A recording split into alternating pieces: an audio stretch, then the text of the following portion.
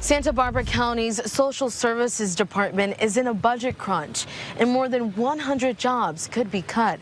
I'm your community reporter, Christopher Bermudez in Santa Maria, and I looked into what this means for the workers on the front lines and the families they serve. I hope the jobs don't get laid off because, we need it every day. On the chopping block includes eligibility workers, social workers, and case aides, frontline staff who connect families to services like Medi-Cal, CalFresh, and child welfare services. When it comes to the Department of Social Services specific budget, we're looking at in fiscal year 24-25, social services spending exceeded revenues by $9.7 million.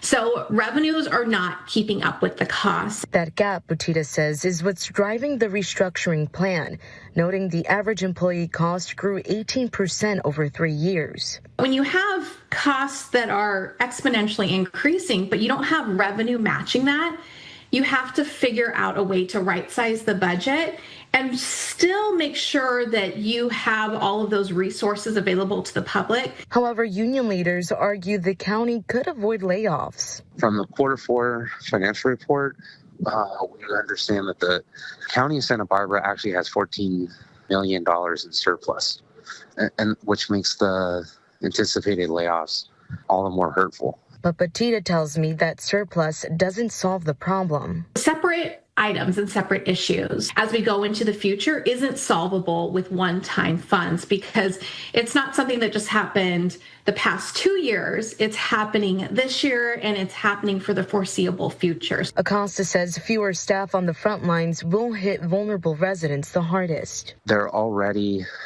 stretched to the limit in the services that they're providing, and if the county goes forward with eliminating these positions, that they really don't know how they're going to be able to provide that service. County leaders stress benefits like Medi-Cal and CalFresh won't be cut.